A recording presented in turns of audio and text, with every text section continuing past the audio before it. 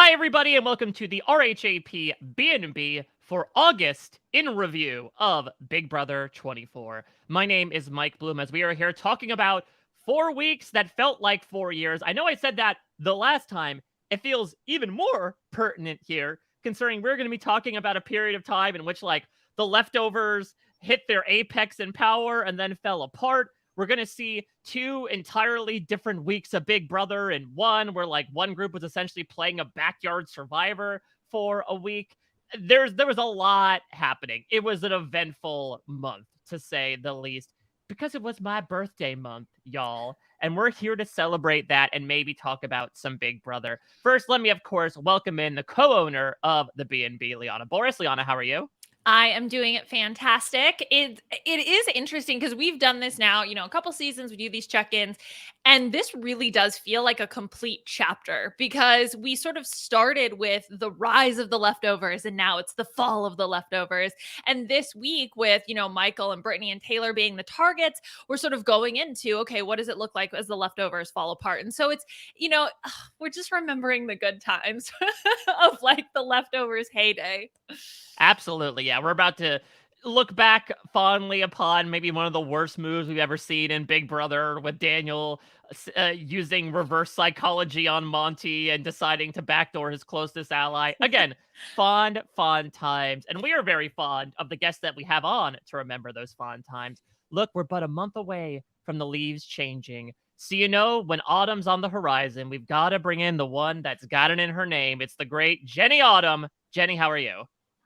I'm so great. I'm so excited to be here with you guys. It's been a minute since we've gotten to do this, and it's one of my favorite things to be able to do. And, this Big Brother season, each summer I like to go to the theme park. I'm a big roller coaster girl, and I haven't been in a while because of COVID. And I thought, summer 2022, it's happening. I'm going back, and little did I know that Big Brother 24 was going to be the roller coaster that I was riding, because I have gone up and down on this season, and at times a little sick to my stomach. So I'm really excited to be able to talk about all of those ups and downs with you guys, because like you said, Mike, it's been a month. It has been a month. We have ups, we have downs, we have people going down on other people. It's been a month. We took no time on that. No, we took about 10 seconds before we got to that joke. Should have made bets. 10 seconds for sure, of course. That's wild. Yeah, this happened this month. This happened this month. That, again, Jesus. Kyle made TMZ for lasting 10 seconds in bed. We have to really pontificate on that. Again, it wasn't a bed, Mike. There was no bed. It was a floaty, please. 10 seconds in floaty. I guess anything can be a bed, in a manner of speaking, right? Okay, I'm not going to answer that question. I'm going to move on instead to my own question. No, we must debate. What is a bed? What is a bed? Really, truly. I feel like a pool floaty is actually not that bad. I feel like a lot of people were like, oh, pool floaty. I can't believe they had sex on pool floaty. I feel like having sex on pool floaty, not speaking from personal experience, I feel like it wouldn't be that bad, though.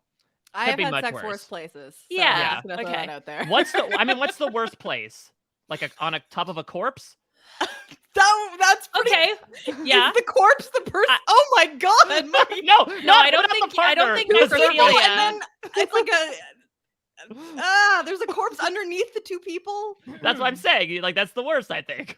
Remember when Liana said she wanted to move on? I like how Mike went complete extreme. We're not even talking within the realm of possibility. It's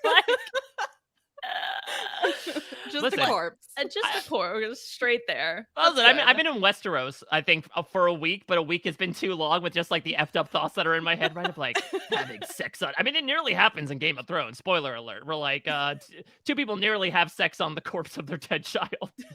Yeah, I don't understand this world that you engage in, but didn't your last B&B journey also? I seem to recall there was borderline incest happening on this is not a streak I want to keep up on, personally. we need to shed that skin.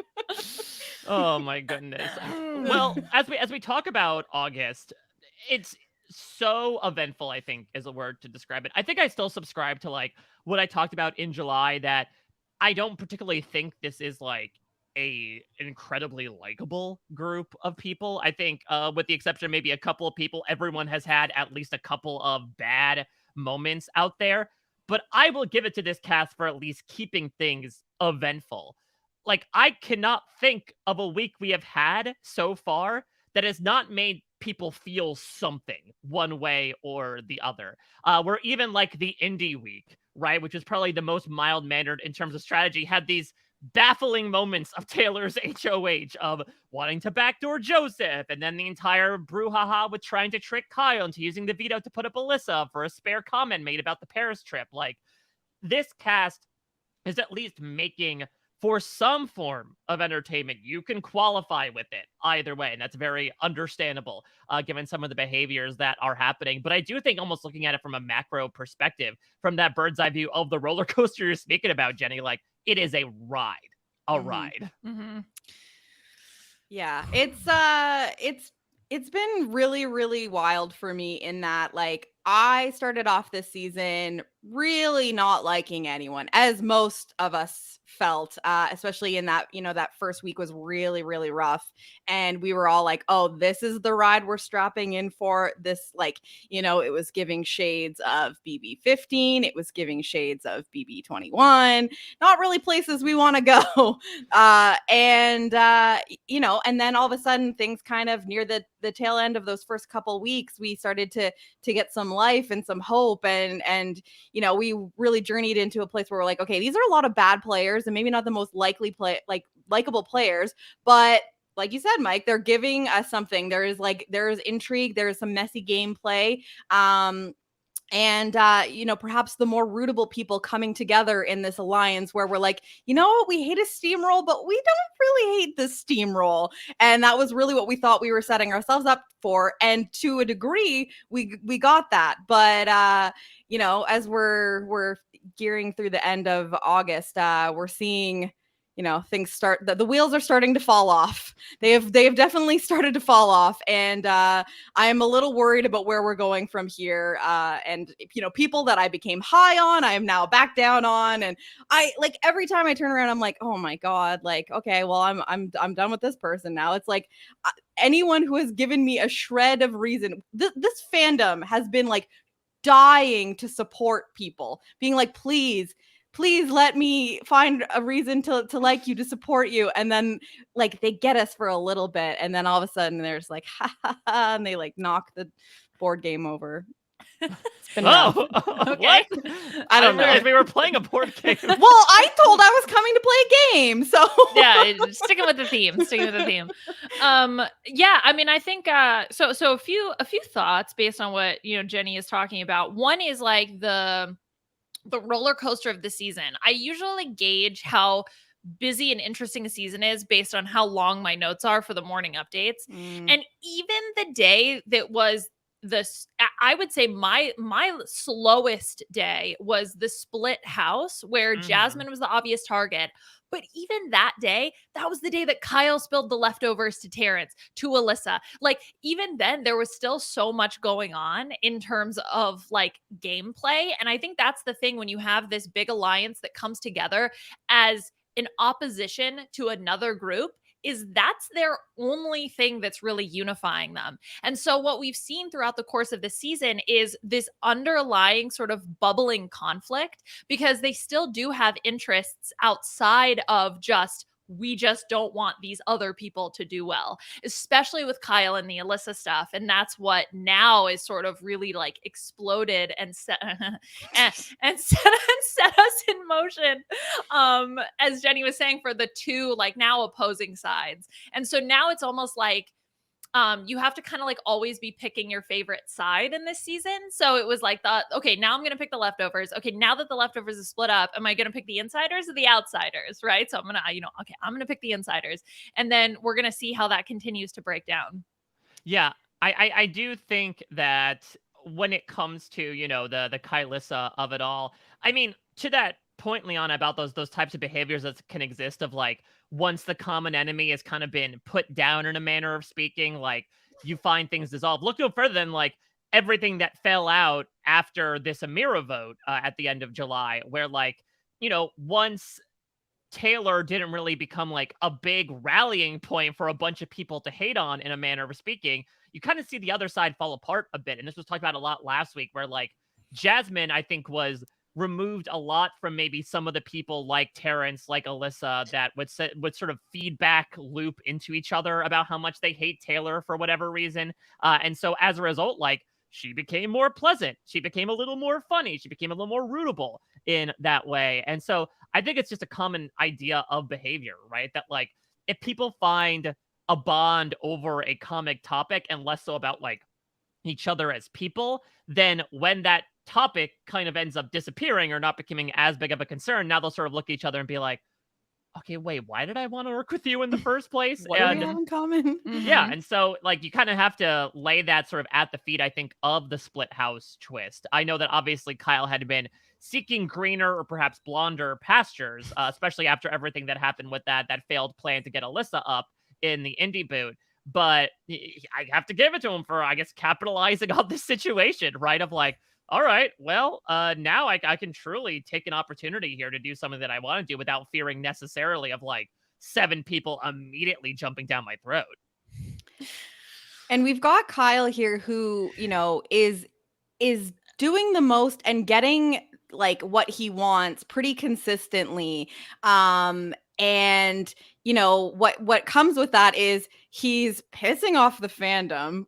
And also he's pissing off the fellow house guests. Like, he is pretty much universally disliked by the jury at this current stage. And I think that is probably going to continue if he isn't out pretty soon himself. So I think that we have, very interesting end game possibilities where we might see someone who's perhaps being seen as playing the best game, not playing the best game because he's really making people unhappy inside and outside the house, and not just during that 1 week twist. Like, it's pretty bad, and I think that it's going to be a rough postseason for a lot of people. So that part hasn't been the most fun, but I think it's very compelling that like none of these people are playing well, like, optimally at all times, and even the ones that are maybe getting what they want are in for some hurt at some point. So there's no real clear, like, this is the person that's probably going to win. Right. We're entering, like, we don't know where this war that has started is going to take us. And so we don't really have a good idea of like who might end up at the end, which is fun. I like that there's intrigue here. I like that it's like, okay, well, we're definitely going to get down to like these 7 or 6 people, and likely that this person's the top of it and this person's the bottom of it. It's really gotten a lot more muddy in this past week. So I appreciate that there is some intrigue in how the game is going to end, and there's not a clear winner in this cast at this point. Kyle, to me, is very fascinating. He is like the perfect villain. Like, even watching him on feeds, I'm like, I just hate you so much. I hate your face. I hate your stupid face.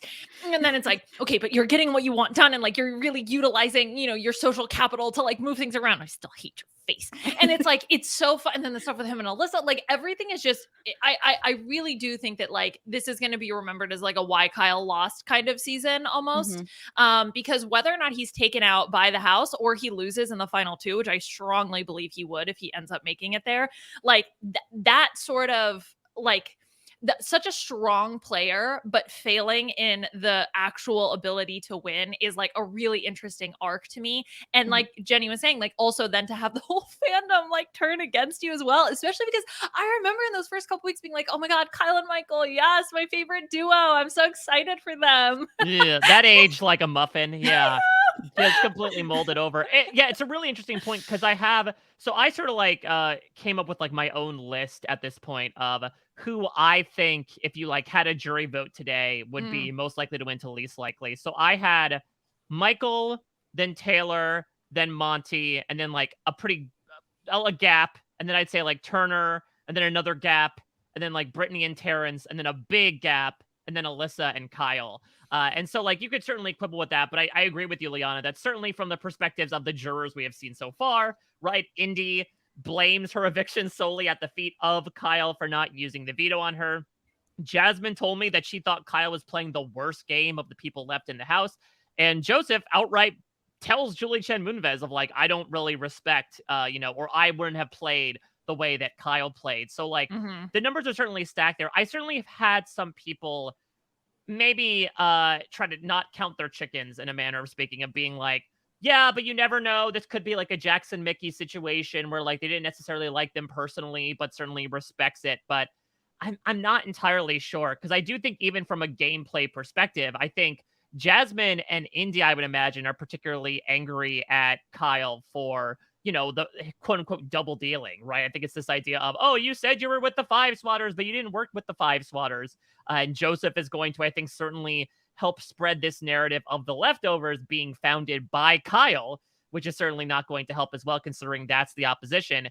And then, we are talking on the precipice, possibly, of Brittany and Michael deciding to leak the whole Cookout 2.0 stuff that happened a few weeks back that I think could feasibly tank his chances with Taylor, with Monty, maybe even with Terrence, should they all go to the jury. So it's tough. Like, obviously, you don't want to make too many predictions about what a final two vote would look like when we're still a month out. But there are a good amount of chips that are stacked in the against column for Kyle at the moment, just based on like the things he has done. And again, it's this idea, the Thanos meme, right? Of like, you got everything you wanted, but at what cost? I definitely feel like Kyle's chances in the jury weighs a lot on whether Michael remains petty king, which I totally understand and I love it. Like, I love seeing. Here's my criticism of Michael that I've had up until like recently, is it's just kind of felt like a little I don't know. I just felt like there was like some sort of like energy lacking from him. Like, obviously he's been winning comps. Like he's been a power player. He's been in a good position in Alliance. At a certain point had himself in a really great mid spot in the bigger Alliance, which he really needed, considering how out there he put himself with all of these comp wins. But I just felt like there was something lacking in like his energy and passion. And I found that I wasn't like watching him and feeling super compelled, and like I just wasn't finding myself feeling attached to him.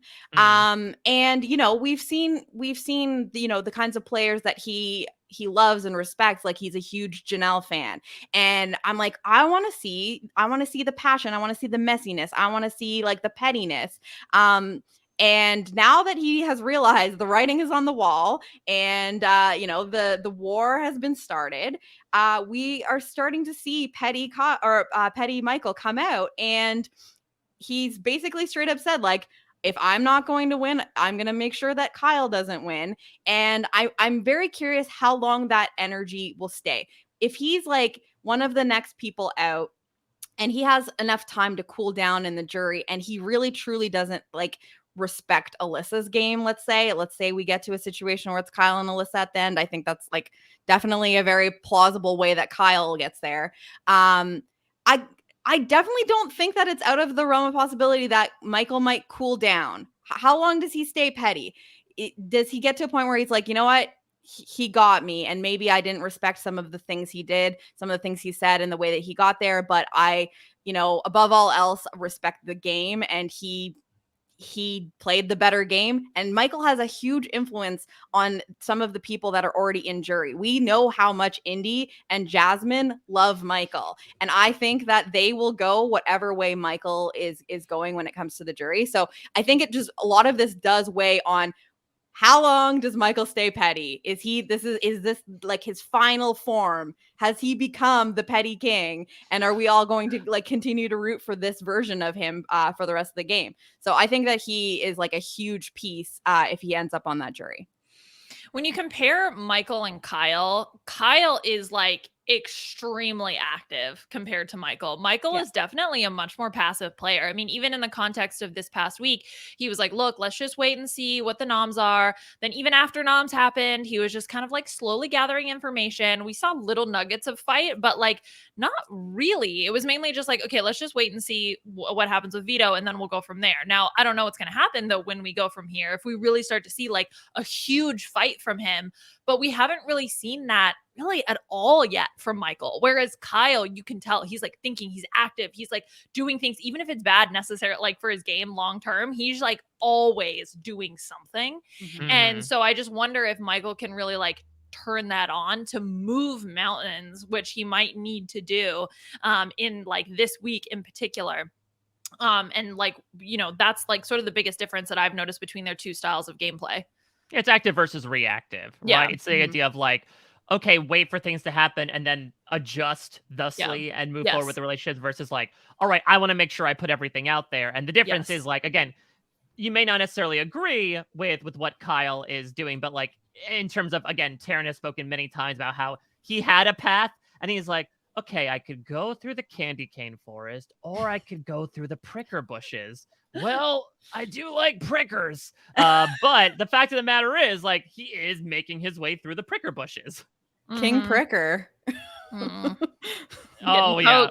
Yeah, definitely did. There's been a lot of... It's just so wild to me. It is wild. This made TMZ. The TMZ. I will also say, like, TMZ... I don't know. Something's going on with TMZ. People were suspecting that, like, maybe CBS has an in with TMZ. Because I feel like the like major stuff that was happening in the beginning wasn't talked about a lot. Now we're getting articles about Kyle's lack of long endurance skills. And then today I saw like CBS make sure that wall yellers do not interfere. And it's like doing a great job of keeping the wall yellers out. So you better not even try it, guys, because we definitely have it on lock. All I'm just imagining every time, Liana, is like a Paul Blart Mall Cop situation, right? It's just like this Kevin James being like, no, don't yell over the wall. He's out there with a little scooter scooting around, or a Segway, whatever it was. I mean, TMZ is owned by Fox. So like, I don't know. Did Fox and CBS like strike a deal or something? I don't know. Oh, that's interesting. Some cross-network promotion, perhaps. Interesting. I smell collusion. Well, let's do some colluding on our own here. So we talked about this in the last podcast that we did. Usually, we like to do preseason predictions. We did not do that this time because, hey, remember when the cast was leaked, released 24 hours and then it got changed like 12 hours before? And we're actually going to talk about that guy that was the main source of the change coming up in this podcast, right, in Joseph.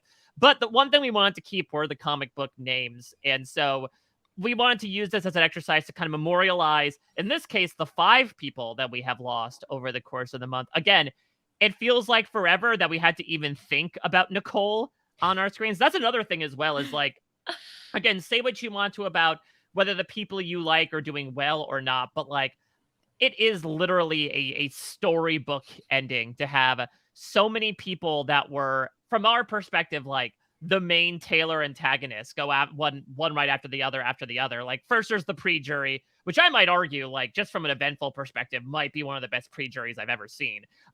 Just in Big Brother in terms of like all the wackiness that happened. But even after that, you get out Indy and then you get out Jasmine, like 2 of the other big shit talkers of Taylor. And so it's like actually a really fantastically display of karma that is out there that again you can't really script. But well, the problem is, Mike, is that now that the bulk of the shit talkers of Taylor have left the house, people that are still there have said, "Oh God, there's nobody left to sully Taylor's name. I guess it's my turn again." Someone's got to do it. All right, I forgot. It was a rule in this house that at least one person has to be shit talking Taylor at all times. All right, it's my turn, I guess. It's me. I'll take this shift. Yeah. Oh my God, that's so true. It was like feeds came back after the noms this week, and it was immediately Turner was like, "Yep, sorry, Brittany, it's all Taylor's fault." And I was like, yes, of course. This feels familiar. I was like, it's all Taylor's fault. Yes. Yeah, it's like, Turner had been away from singing that song for a while. Then he's like, out at a concert like, who wants to hear an old one? This one's from one of my first albums. You haven't heard it in a while, but I'm justing it off again. Well, the remix. Let's go back to Nicole here. Again, like, I still can't believe the wild way that she ended up getting taken out here. Just the absolute stupidity that happened of Monty saying, like, no, we're gonna get rid of, Indy or Alyssa this week. Don't use the veto. And Daniel's like, I've got you dead to rights. I'm gonna use that veto. And you're gonna like it. I'm gonna get Taylor out of this house. Only for his closest ally to leave. Unbelievable. Just unprecedented, I think. It was cop chef's kiss.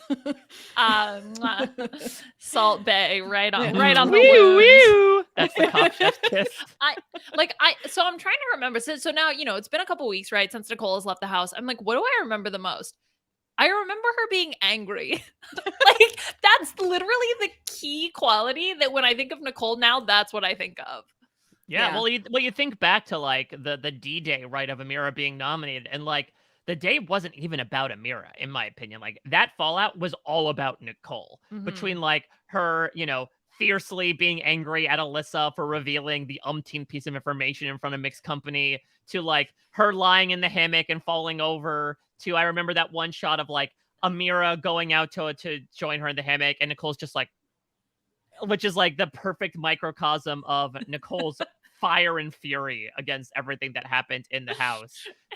So all that being said, can we work together to come up with some superhero identities that we might see on Nicole now coming up in like a couple of weeks, right? I feel like comic book is usually what, final 6, final 5 veto. So we're but a fortnight away from seeing these things actually come to life. Okay. First of all, I'm so excited for when we finally get to see these, as I always am. I have an idea. I have something that came to me, and I even have a little tagline. Ooh. So I've got to give props to Matt Ligori, who I believe is the first person who coined the term cop chef, which is just genius. That's incredible. Yeah. And I don't know if they can do that, given that I don't think that Nicole revealed that she was a cop to everyone. Yeah. Pretty much everyone, I think. That'd be a hell of a way to find out of like, wait a minute, Nicole was I think it'd be funny. Like, she's pre-jury. What does it matter? I would love her to be cop chef, and the tagline is, she'll read you your rights and then feed you some bites. Oh, that's so cool. I love that. And that's going to be 10 times better than what we end up getting. Let's be completely honest. Yeah. Hire me, CBS. Actually, no, please don't. Yeah, no, Jenny, you'll be hired to keep those wall yellers out. That's going to be your job. Yeah, I am going to be the mall cop. Yeah, I think cop chef works. The only one I thought of was cop chop, but I think cop chef works a lot more. Cop chef. Yeah. Cop chef is good. I love the tagline. It rhymes. That's so perfect for her. And as long as she's angry in the caricature, then I'm done. I'm set. You have the right to be hungry. You have the right to remain fed.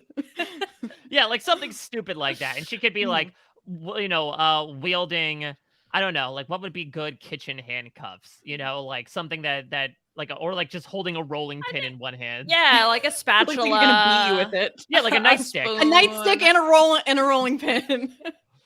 Pick your poison. Oh, She'll God. beat you like dough. This is getting dark. Oh, boy. Well, all right. Oh, no. Well, we're coming up to Daniel, and here's the thing. This has to be, in my opinion, CBS. Cop Chef was incredible, but you have, in my opinion, one of the biggest slam dunks in your 20-plus year history of the show, and if you do not go for this, if you somehow wildly miss and bring down this basketball hoop of creativity on top of you, I will cast judgment upon you with the fire of 1,000 suns shining down upon Direfest. You have to go with Smell-Vis. It's right there. Not Smell-Vis. It's right there. Is it Mike? Is it right there? He's an Elvis impersonator. Super smelly? Hey, I thought that was Turner. Yeah, Sam. Yeah, but like Daniel kind of looks like He looks smelly. The hair looks like it smells.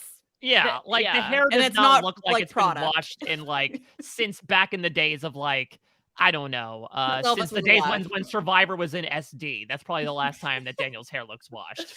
Huh. Okay. Yeah. I was thinking like evilous, like Elvis, but he's evil. Evil. No. Okay. Yeah. What about smell something this- with the circus? Because he went on, he like Yes. I just don't know what it No, is. but, I like, Clownvis. King of I the mean, Clowns, or like that's no, I don't want to feed that stupidity brand further. Did you see that Daniel like is now selling shirts? of his No. face? Wait. Really? please no. Yeah, yeah, well, we'll see if I mean, if he am I can- surprised? No. Am I Um, disappointed? Okay. Yeah, Like that's Elvis what is I'm used to. Elvis is the king of rock and roll, right? So yeah, if we're leaning away from the clowns, like the king of the clowns, king clown, king of clowns, King of Clowns. Well, king, that sounds like king of queens. yeah, and it also sounds a bit more like it also Oh, sounds Kevin a bit James. Like, sounds a bit like Jesus Christ as well, of like King of Clowns and Lord of Bozos. the son yeah, of Elvis. I'm not gonna publicize this because Daniel has now come up with a merch line that is a photo of him God. with a clown nose on that says "You're all a bunch of clowns." Oh no. And if you can want just like a nice reminder of the quality of person Daniel Durston is, the clothing company that he is using to produce this is called Cancel Vulture. What? Oh no. Yep. That is too on the nose. It's Yep. like of course. Cancel Vulture. Is it Ugh. because join the circus, you effing clowns, hashtag merch drop. But he Oh my didn't he God. doesn't have Who's buying this? He didn't spread the link. I want to see them. I want to see the bad t-shirts. Yeah, he looks like a woolly willy. Like it's he doesn't have any facial features, like no eyes, no nose. It's just I a see it clown, now. yeah, a clown nose and just like his little side swept hair, and that's basically Ew. it. But it's odd because so he called them clowns, and he's still going forward with this attitude of like nobody knows how to play. They're all bozos. They're all clowns. But in the Cancel Vulture iconography, he is wearing the clown nose, which I think is more appropriate given, the way the fandom feels about him, but I think is very much mixed messaging.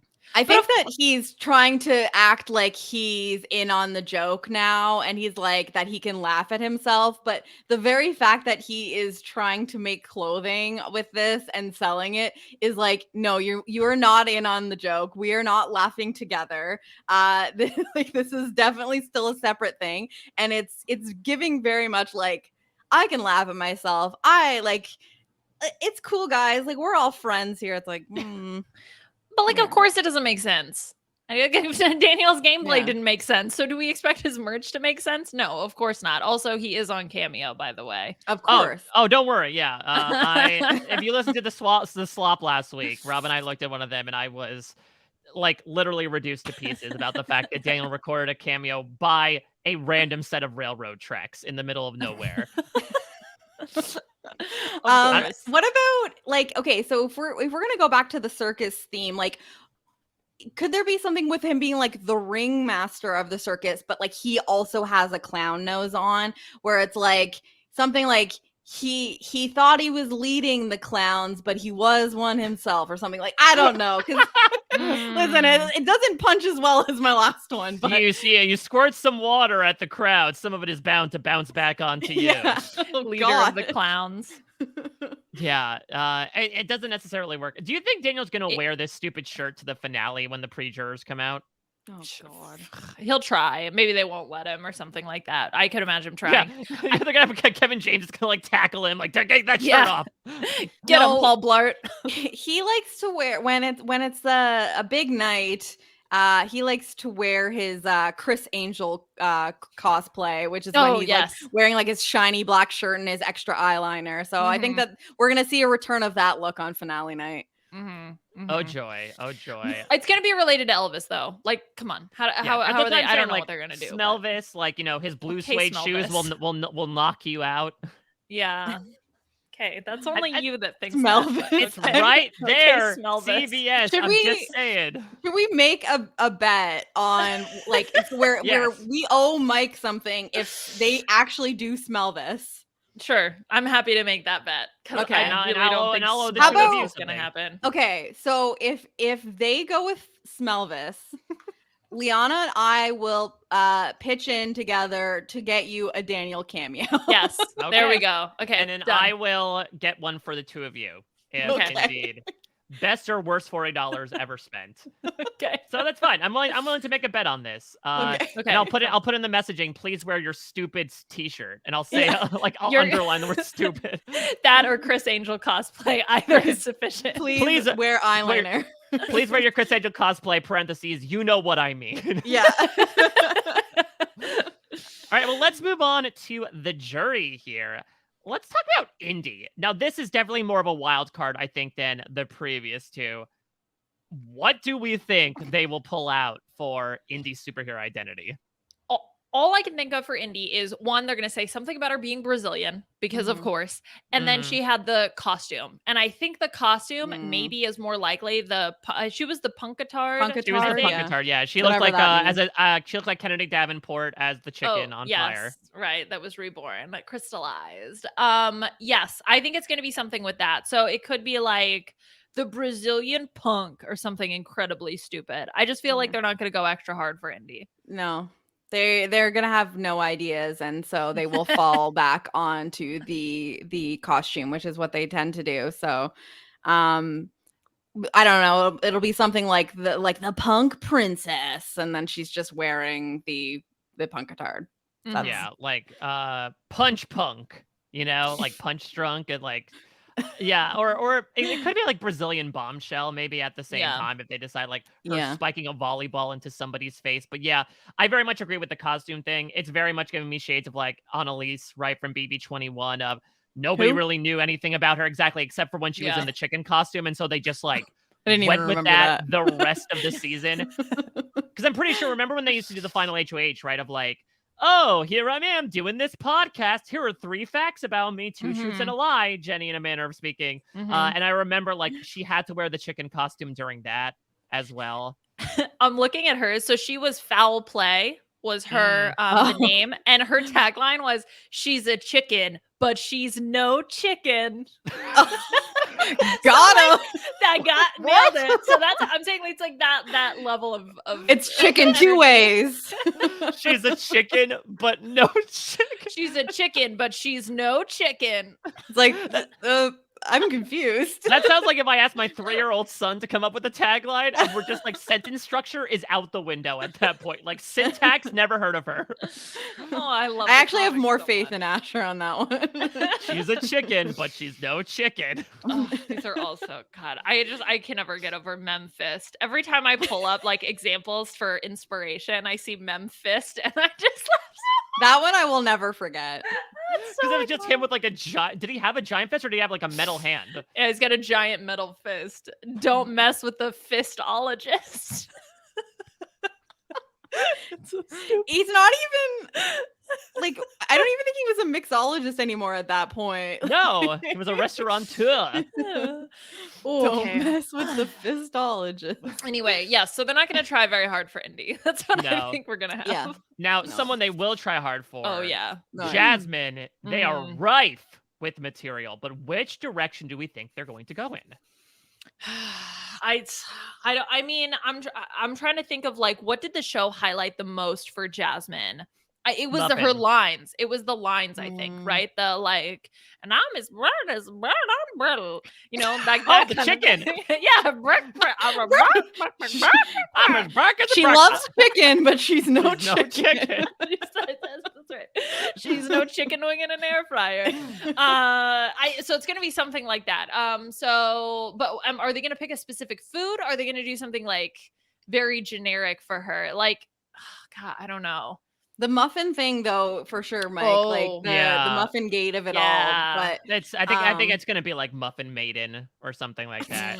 Like- and it's like, who stole my muffin? Her game's not Or- fully baked. she'll take a bite out of you. I think that's Turner. Maybe Turner will have that as his tagline. Isn't he the Or one who took the bite out of the it'll just muffin? say like fresh out of the oven. No. Or she's fiercer than a crisply baked muffin. Those are fierce. Those are the fiercest. baked Nothing goods. more fierce than a freshly Yes. baked muffin. Yes, muffin. It worked.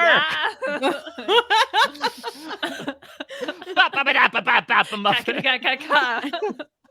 Okay, what about if it's Little Miss Muffin?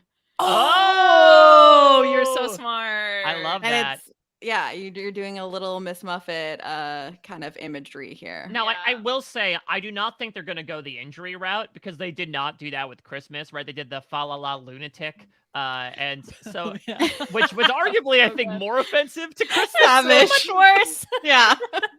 Because I don't think that, I think it would be a little cruel for them to be like, remember when she broke her ankle on one of our stages? Let's make fun of that. It's like, I think Boot Scoot Shuffle is out of there. I think like the squeaky wheel is probably out of there.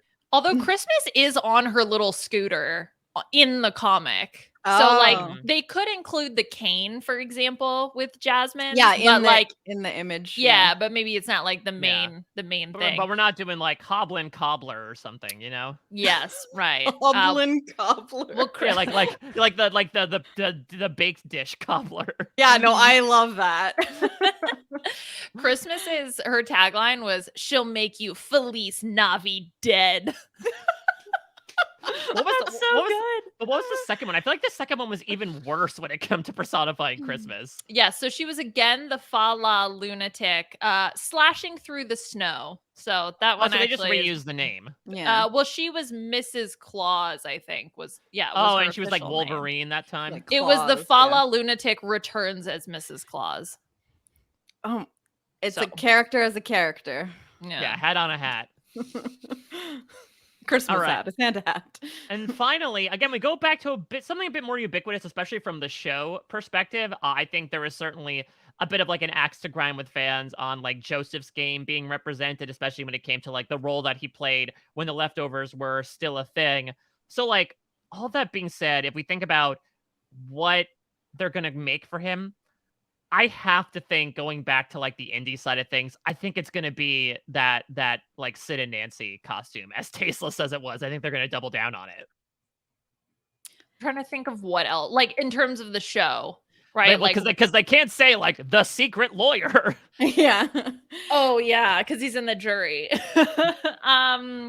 And they don't know they didn't highlight his birthday because Joseph 25 would be pretty That's what iconic. I the birthday that's what I was boy. wondering, Liana. I was like, are they ever going to pick up like memes from Twitter like the Mhm. Joseph 25? Because like the house would not get that. But I feel like sometimes the house is surprised by what gets highlighted about people where they're Yeah. like, that's a I thing. I And remember sometimes Paul- they're right. It is weird and it is left field. But sometimes remember- it's because it's remember more when of like a thing Paul- online. Remember when Paul's head was a toilet?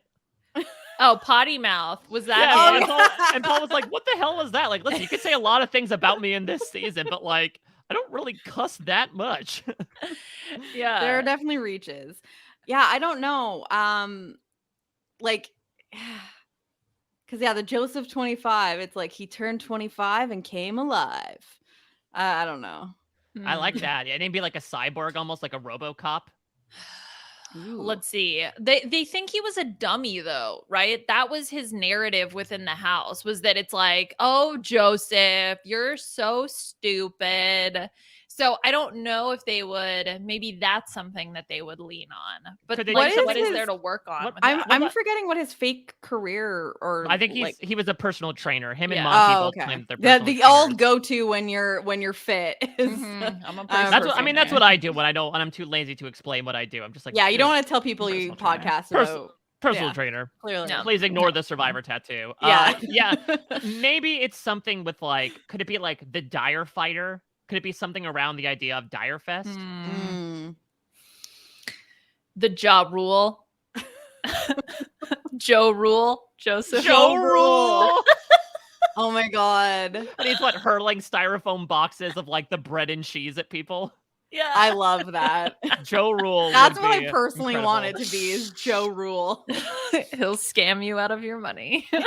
Yeah, that'd be amazing. But I feel like it's gonna be like the Block Rocker with like him in his, Sid Vicious costume of Oh. like. Oh, yeah, right. Yeah. No, yeah, exactly. And then the catch line will be something with a terrible accent. Like they'll try to do it like written as the I'll accent. have you out the house before dinner time. Yeah, exactly. This bloke went broke.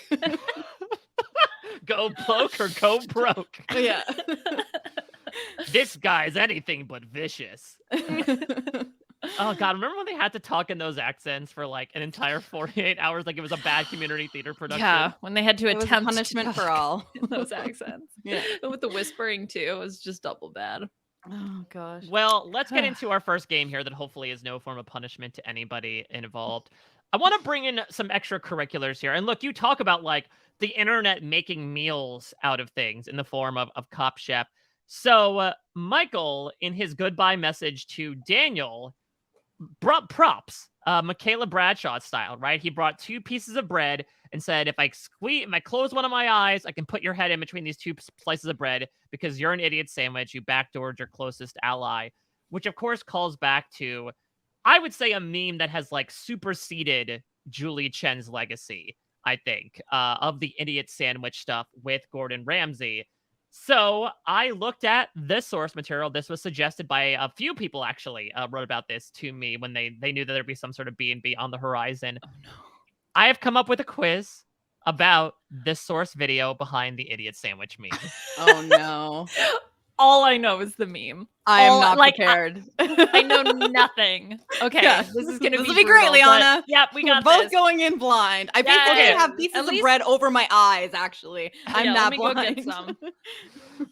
Bread blinders. I love it. So yeah, so what I'll have you do is I have 8 questions, so I'll have you each write down an answer just to make it more fun. We'll do the honor system here. It'll be multiple choice. I need don't pen worry. and paper. Oh my goodness. You don't okay. need to. You can write it down. Like No, you no, are. your I want to brain. do this right, Y- Mike. You do have a computer in front of you. Well, but don't you want me to reveal it to you? I mean, you can. It doesn't You can matter. say it out loud. I don't You need to do have it, Julie to, Chen. Answers, got- please. Please reset. I've got I need- Phil's notebook and a pen. I need an I'm ready. answer. Okay, so again, this is from the source video of Idiot Sandwich because people, I think, initially thought like, oh, is this an episode of Hell's Kitchen or Kitchen Nightmares? No, it is a sketch involving Gordon Ramsay and Julie Chen Moonves. And that goes to actually the first question. The sketch involving the Idiot Sandwich appears on whose late night show?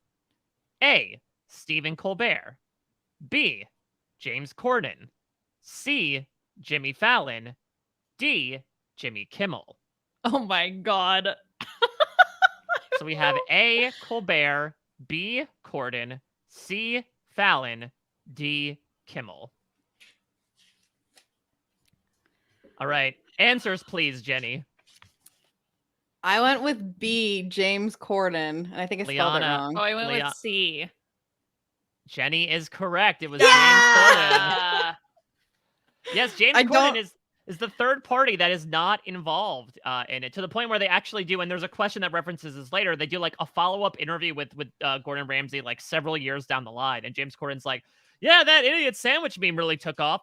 Have we been talked about splitting any sort of, profits from Royalties? anything? Oh. So yeah, James Corden may be showing a bit of those colors of what people actually say about him, with perhaps some of his saltiness about the fact that he is the Ringo Starr of the triumvirate. But yeah, it appears on a sketch on James Corden. It's a little odd because, again, Gordon Ramsay is technically contractually obligated to like the Fox network. So it's always a little dicey as to how they were able to get him on in the first place. Huh. I think my brain just did Corden and Gordon, and it just felt right. It's like, that makes sense. There you go. The rhyming helps you, much like it does writing those superhero taglines. Exactly. Mhm. So B, question 2, I should say. The sketch with the idiot sandwich on James Corden's show was made to celebrate something, a certain occasion, a milestone. What was it made to celebrate?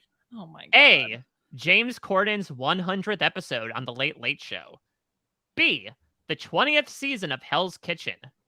C. Julie Chen Moonves' 5th season on the talk. D. Gordon Ramsay's 500th episode taped in the United States. So A. James Corden's 100th episode. B. Hell's Kitchen season 20. C. The Talk season 5 for Julie Chen Moonves. D. Gordon Ramsay's 500th episode taped in the United States. Liana, what do you have? Okay, I said D. Okay. Okay. Yeah, I also any said D. any rationale? Okay, the 20th. So I'm trying to remember when the sketch happened, but it was a while ago because that meme has existed for a while. And Hell's Kitchen, I don't think is at 20 seasons, so it couldn't have been that. And the Julie Chen one just was weird, so I said D. I followed a similar line of thought here where I was like, okay, if it's about Julie Chen, why is Gordon Ramsay there? And so, well, then I guess if it's about Gordon Ramsay, why is Julie Chen there? Yeah. So, perhaps that doesn't make any sense, but I just felt like, yeah, the 500th episode, I don't know, the number sounded right. Like it seemed, but truly, this could be anything. I mean, listen, whatever logic you use, you're Wait, both what was correct. A? Yay! Woo! Okay, I forgot A was an option. A was James Corden's 100th episode, which would have been the simplest answer, but no, for some reason, James Corden is celebrating Gordon Ramsay's 500th episode of it's interesting. They said 500th episode taped in the United States, so I guess that's across like Hell's Kitchen, Kitchen Nightmares, because Liana, to your point, this was a while ago. This is from 2015 is when the sketch ended up happening. So, you know, it's fairly nascent in the sense of things that it was 7 years ago. But I guess across all of his series, Gordon Ramsay had taped 500 episodes, and they decided to commemorate it with Julie Chen Moonves. Like, who's keeping track of that? Is it James like some Corden. intern at the Late Late Show just being like, yes? Listen, James Corden is just wanting to celebrate a fellow Brit doing well in the U.S. and so for some reason that involves Julie Chen Moonves. I have no idea that As part. everything does. Listen, I'm celebrating this Brit's victory, and the first person I thought of was Julie Chen Moonves to celebrate course. alongside. Yeah. So, in this sketch, Julie Chen Moonves and James Corden compete against each other in a food competition show hosted by Gordon Ramsay. What is the name of this fictional show? A. Hex Kitchen. B. Hell's Cafeteria. C. Hell's Bitchin'. D. Hell's Mess Hall. What was A again? What was A again? Hex Kitchen instead of Hell's Kitchen. Hex Kitchen, Hell's Cafeteria, Hell's Bitchin', Hell's Mess Hall. All right, Jenny, what do you got? Sorry, I'm still writing it. But all right, Liana, while Jenny's stalling in the booth, do you have an answer? Okay, none of them make sense to me except for B. Hell's Cafeteria? Yeah, so I said B. So Jenny? I decided to go with Hex Kitchen, but halfway through writing it, I decided it was probably wrong. But I was trying to go with like, okay, we know that Julie is very religious. She's a big fan of God, and I thought that maybe she wouldn't want to participate in. She was, the HE double hockey sticks of it all, and was more of a Hex Kitchen kind of gal. But then I kind of remembered halfway through writing it that I don't know that she back in 2015 she was quite the number one God stan that she is today. So I'm not feeling good about my answer. Nor should you, because it's incorrect. Liana is correct. It was Hell's Cafeteria. Wow. And actually, you picked Hex Kitchen for that exact logic, Jenny, of like, well, maybe Julie, it's part of her writer of like, can we modify that title a little bit? You got me. No. What's Julie's YouTube channel again? Oh, God 101. God 101, yeah. Okay, good. Which is returned, again, on Instagram only. Okay. Yep, it's only hosted on Instagram. And God's now platform. She did an interview last week with Kylan. I think she just did one with Tiffany as well. Yeah, I saw the Tiffany one. All right, next up. So Julie, surprisingly, is all in on this sketch.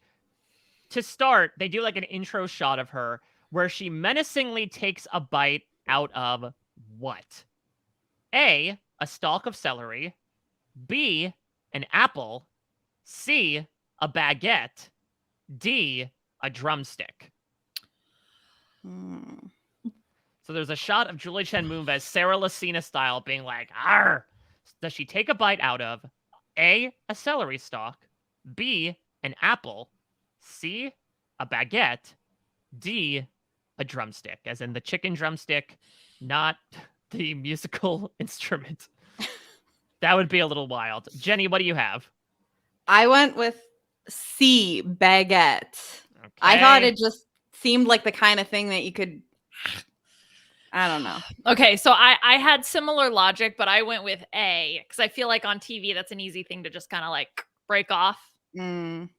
Well, you broke off from this answer, Liana, and it was incorrect. Jenny gets it right. It was baguette. I There's thought it was bread too in the big. sketch, so I was like, Yeah. but the bread in the meme is like just sliced Wonder Bread, I feel. Yeah. So I was like, oh, would it be weird to have the other bread as the baguette? But again, bread's all right, aplenty redemption. in this sketch.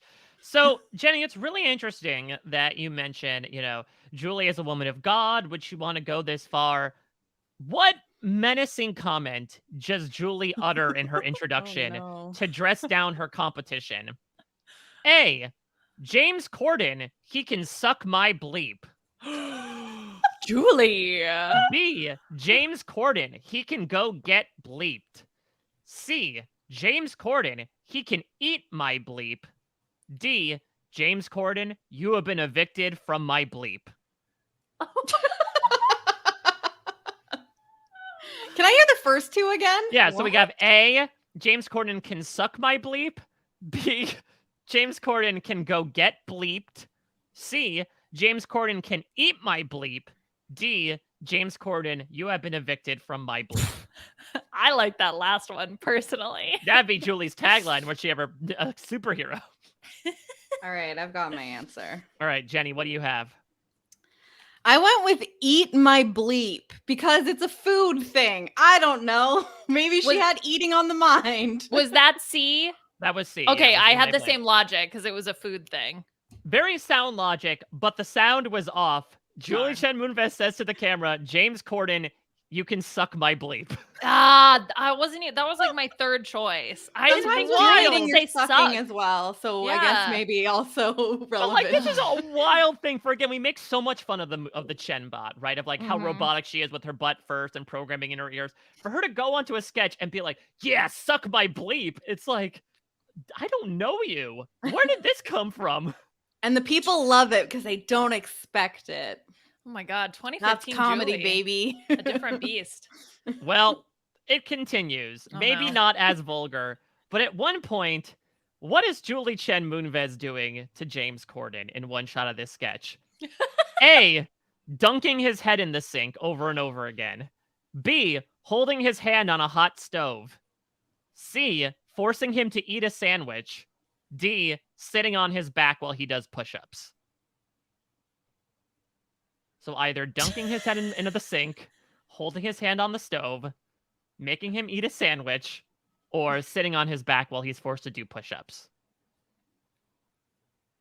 I am too stunned to speak. Liana, do you have an answer? I said C. Okay, you said forcing him to eat a sandwich. Yes. A lot of bread theme in this quiz. Jenny, what about you? I said A, dunking his head in the sink.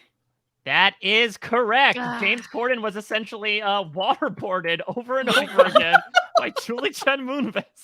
Good Lord. Again, I'm telling you, like a completely different side of this woman in this sketch. I was flummoxed. I gotta change my strategy. I'm like, Julie would never do something like that. Apparently, yes. She's give her a doing different script, like put different programming in her ear, and she's Oh bound my to God. go rogue. It's like Joseph real. 25. All right, so now the last two questions are going to be about not the sketch, but the legacy of the sketch. So shortly after the sketch aired, it was posted on Vine, because that's how far back it was, in May 2015. And that's when it started to really get viral.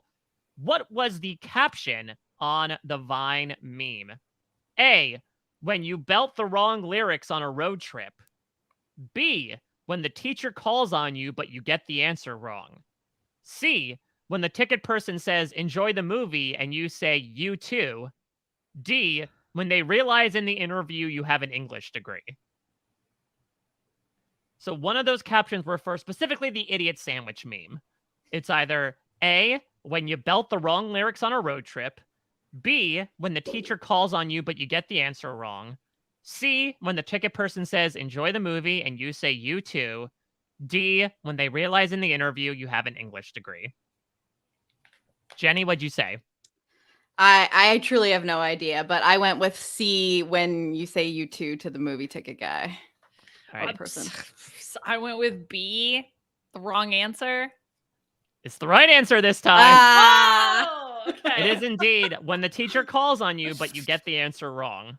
I should have known. Like, Vine is so like, we're in school, like, well, I felt like appealing to the kids. It was also the one that was the most like the teacher would call you an idiot sandwich, because like the movie guy is not going to say you're an idiot sandwich, and I forgot the others. So Yeah, see, I was interpreting that as like you to yourself. And that was the trap I set. I see.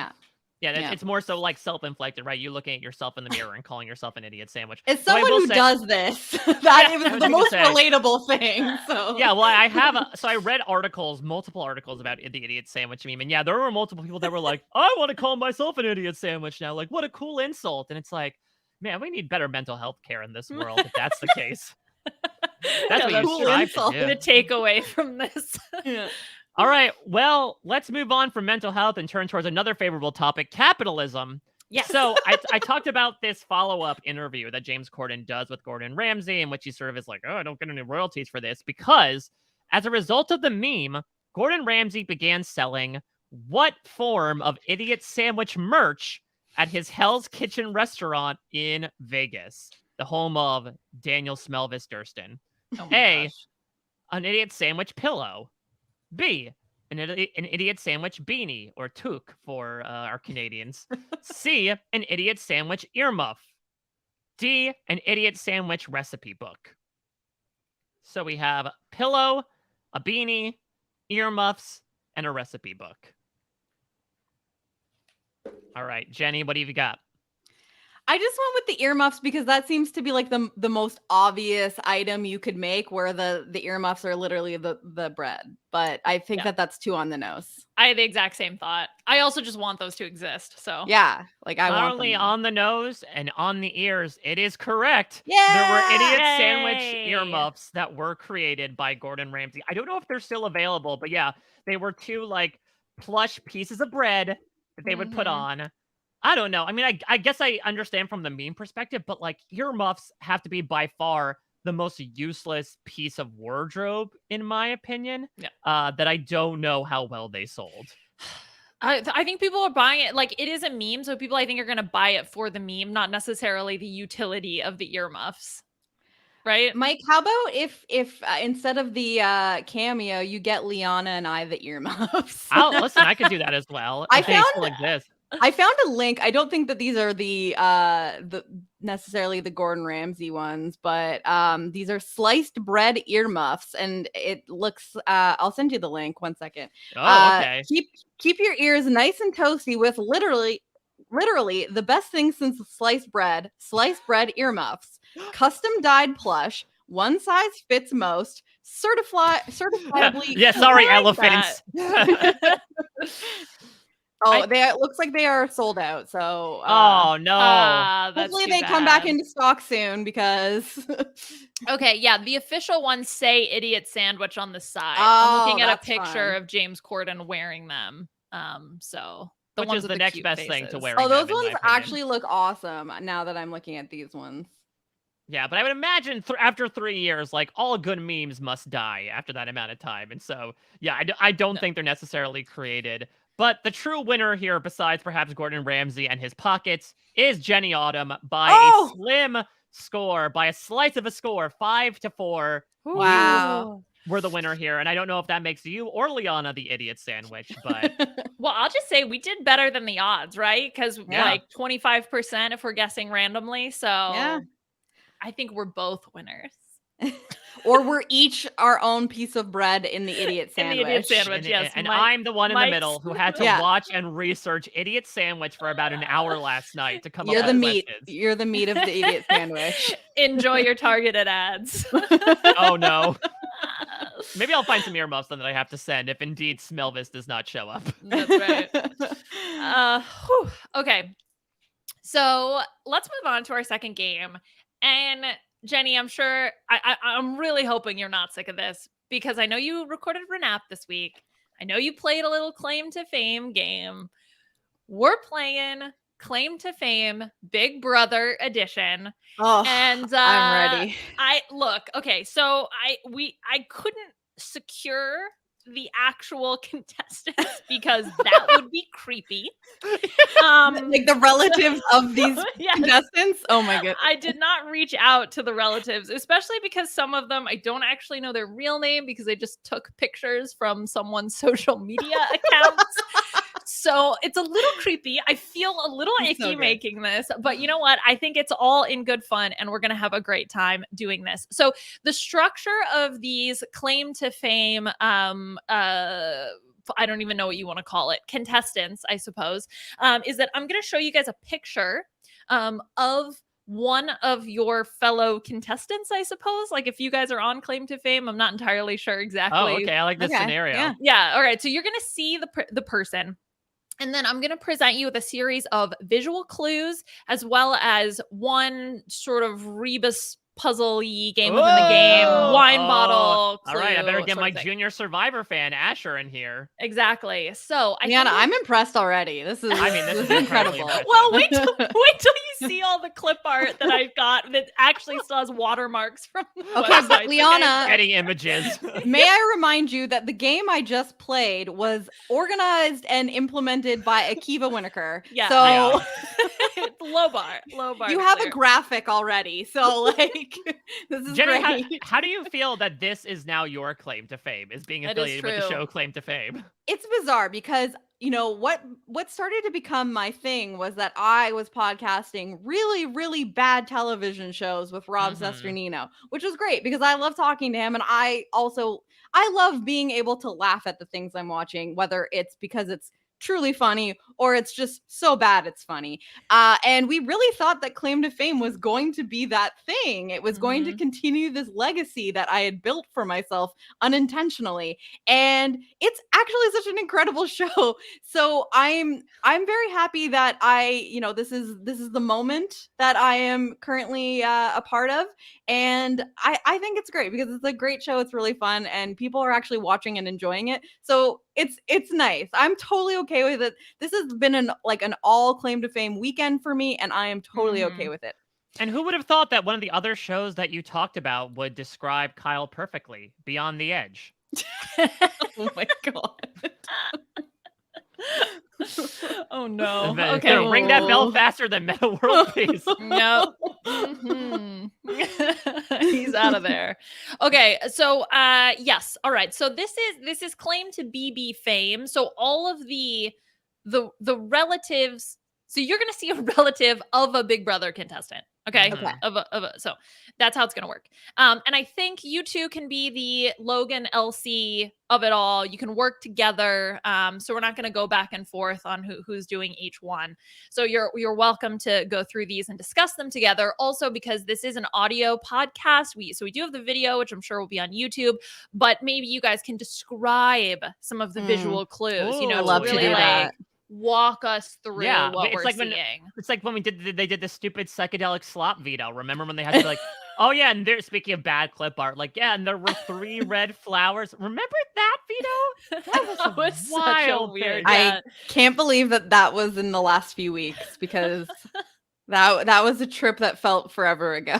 Oh yeah, talk about a trip. I do have 2 questions, Liana, before we get Yes. started. Of course. Are these limited to this season or just Big Brother contestants in general?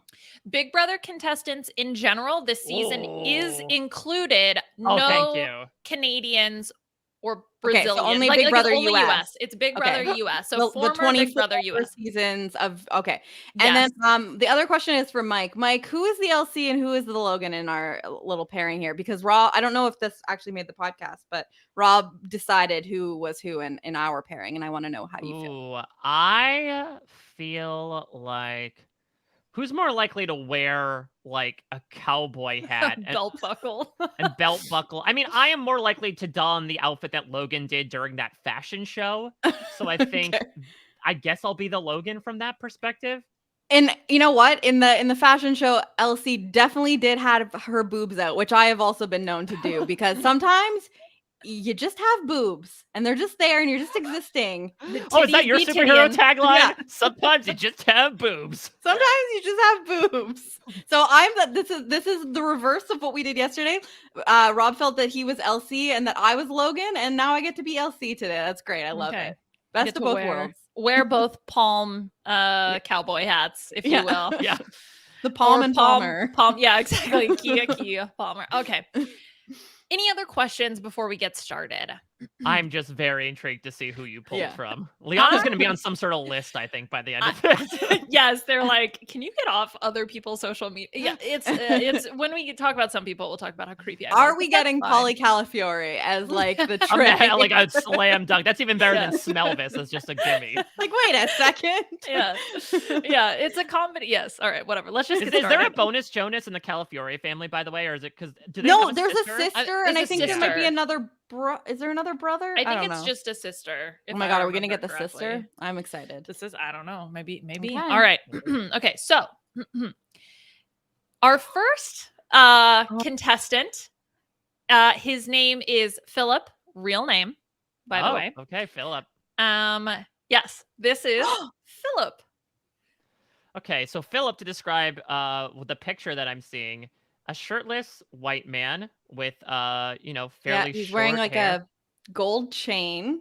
With like what looks does to be it a mezuzah say? on it. I don't know if it's a mezuzah. It's like a really thin dog tag almost. Oh, is that only if you're like sometimes in the army? Is it like the thicker the dog tag, the Part-time longer it's on army. the side? The reserves. Okay, so this is Philip. All right, and Mhm. Philip's first visual clue I know who this is. is this rocket ship. What Is this do we Philip? have to ding? What do we do? Okay, Are so- we so working wait, you we guys have to- talk we're about gonna it. Talk collaborate here. about Are we it. Yeah, working you can talk together? about- Yeah, Yes, we're you working guys are together working here. So together. this, Okay. it has to be Philip Bracco, is it not? Yes. Yeah. So as soon as I saw his face, I was like, I think this is Tommy's brother, 'Cause- the one 'cause that this is Nicole Anthony dated. Yeah. Yes. And then as soon as I saw the rocket ship, it was what the I'm trying to speed think of like speed of smell. yeah, exactly. Smellvis. Speed of Not Smellvis. Smellvis. Yeah, because I'm trying to think of like I don't think anyone else. There were no like astronauts that were on Big Brother. I hope not. I would have a lot of No. concerns for NASA if that was the case. You And I must think have that, better things to do. yeah, exactly. So I think the only thing I can think of with a rocket was, but I guess we can keep seeing if there are the Rebus puzzle. Is there more? Mhm. There's the puzzle. Let's see the puzzle. Okay, let's see the puzzle. All right. So this is your Oh, wine yeah. bottle puzzle. So maybe you guys can walk through what you think this So- Rebus puzzle is telling you. It's so it is a Pointing finger. pointing finger, a can, a big ass pair of eyes looking through binoculars, Yeah. a person pointing at their face, and a I house. thought they're plugging their ears. Well, sometimes you might want to do that when you're listening to Tommy Bracco as Yeah. well. But it's saying you can see home. You can look at me and see home, which is the Yeah. infamous phrase that he said to Christy in the shower. All right. So it sounds like you guys are ready to make a guess. Yes, Okay. we're the you wanna- guesser. You are the Yeah. guesser. And who are you going to call out? You're going to call out Philip. Philip. We're Okay. gonna call out Philip with his Uh, half a dog tag. Yes. And we're going to quickly skip His through puppy these. tag. Okay. So. Oh my God, Liana, this is Second incredible. countdown. Ding. All right. Okay. So you've made your Jesus guess. Christ. Your official guess is Tommy Bracco. Tommy Bracco. Tommy Bracco. Okay. Now we're going to wait the full 10 seconds. You could have gone to 5. Rob asking everyone, so the 10 seconds, do we like this? Is I think one of my favorite parts. Yes. It is Wow. Tommy Bracco. Wow. Congratulations. With his little penis head hat. Yeah, that's right. You have eliminated Philip out of the competition. Philip is his real name, Philip Bracco. And yes, Jenny, he is the one who dated Nicole Anthony, which was the first sibling that popped into my head. So of course he had to be the first one on this list. That was great. It was, and I couldn't remember his name, but as soon as I saw his face, I was like, I've seen this face before. Yeah. So, but the clues were so good. This is so I'm so impressed. This is like so well done. Wait, what was the other like random slideshow that you went through in the lead up to this? Yeah. The speed Smell, of smell, sound, and light. Light. And it was light. it was like the speed of smell, the speed of sound, and the speed of light. I think were Right, his because I know Were with those the light he things? was he was flashing the flashlights over and over again. This is Yes, genius. Exactly. Okay. This is incredible. All right. So we're gonna skip that. All right. Yep. Okay. Your second contestant on this season, Cindy. Ooh. Okay. With So an this S? This is looking old Cindy. school. This photo looks like Yeah. a yearbook photo almost. I am intrigued. Liana, where the hell did you get this? I don't Yeah. want to talk about it until the end. Liana's trolling yearbooks. I am intrigued, even less so about Cindy and more so what's behind her. It looks like someone's wearing like a fur ruff behind, or someone's holding a dog. So I find that intriguing. Honestly, to me that looks like not to take away the fun of it all, but it just looks like this is a picture of a picture, and that's like light reflecting on the. Okay. All right. So here's I your don't know who this your is. first clue for Cindy. Ooh, Oh, Queen Elizabeth. I was about to be like, Queen stays queen. They're related to Sandra, and then I My God. realized that's the Wrong show. Yeah. So Queen, obviously, when it comes to like Big Brother royalty, this could be someone like Janelle, who's regarded as the veto queen. Mm. But I'm not sure. Is there someone named? Well, Queen. I was gonna say, is there someone Elizabeth? But then there's Liz and Julia. Julia. Imagine I it was just pulled one of them. Julia. I pulled Julia as the picture. Yeah. Like she's related Huh. to a Big Brother. You just have to guess which one it is. Okay, so You told me or maybe this something with a crown, perhaps, like the crown. Okay. Well, this is your first clue. Let's actually move on to the second visual clue, and let's see what you guys a deck think. of cards. So this could be something with Vegas, right? Davon used to be a poker dealer. Some people do call her a queen in a manner of speaking. Okay. Oh my trying to gosh, this is. Did anyone have like a costume that was like wasn't there someone well, with a costume where it was? Claire had to be the one to do the 52 pickup. Oh yeah. With no offense to that woman, I don't want to do too much optics. I know that's the popular word to say. I don't know how she's related to Claire. Yeah. Was there not? Wasn't there someone in a costume? Was that part of Claire's costume? Was the car like the? Yeah, she was the Queen of Hearts. Queen of and Hearts. and she had to pick up the cards. I mean, like that is in terms of logic, that is still the leading thing because we got the cards, we have the queen. Right. So but are we gonna get our Rebus puzzle? I think we're gonna have to go to the Rebus puzzle. All right, let's see the Rebus puzzle. I'm very curious to see what you guys do with this. Okay, so this is an emoji of someone zipping up their mouth, a handshake, a like Jason Voorhees mask, and a man in silhouette just standing there. Just idling. What could this mean? Silent shake, silent killer? Could be like something silent something killer. What's man. the Jason of it though? Like a killer, like, or it doesn't look like hockey though. Wait. Jason Guy. Jason Guy. Isn't that his name? His name is Jason. His name is Jason Guy. Jason Guy. Is it? Do you think it's Danielle? Because she was aligned with Jason. She had a silent. Silent alliance with Jason. A secret alliance with Jason Guy. The cards, though, I'm trying to think. Like the queen. I mean, some people would say that Danielle is like a queen. It could be something where she did like the 3 down and 7 to go or something like that. Like she was counting cards. I feel like Danielle Reyes is the best bet here. That is how I'm feeling as well. So you guys have one more visual clue. Okay, Okay. well, we'll go with it. Let's take a quick look. Okay, that is sign language. I'm assuming spelling out, Danielle. I know very little. It's the right amount of, because we got an E, an L, L, E. Yeah, okay. I think we're the guessers here. All right. What is your official guess for Cindy? Who is Cindy related to? Cindy is related to Danielle Reyes. All right, let's find out after our 10-second timer. Oh, our Kyle counter. Oh my gosh, yes, double meaning. Obsessed. Yes! That is correct. So the queen is because she's the queen, as considered by many. The playing cards is because her and Jason would play a lot of cards. She would play a lot of games within the house. Yes, you are correct. It was the Rebus puzzle was Secret Alliance. Jason Guy. So Jason Guy, yes. And then she used sign language with Lisa, and so yes, and it also spells out her name. Oh my god, I totally forgot about the sign language. Who is she in relation to Danielle? Yes, so Cindy is her daughter. Oh, but I don't know her real name, and also I stalked Danielle Reyes's Instagram or her Twitter. I searched Twitter like her at with like sister, mother, daughter, like just to see what would come up. And this is like a family photo that I have creepily cropped a picture from. So I have to feel like, did you get some help from Puya on this? Because I feel like he's like a pro detective when it comes to this stuff. I feel like he, not that I'm doubting your abilities, Liana, but we are a family of stalkers. I did this all by myself.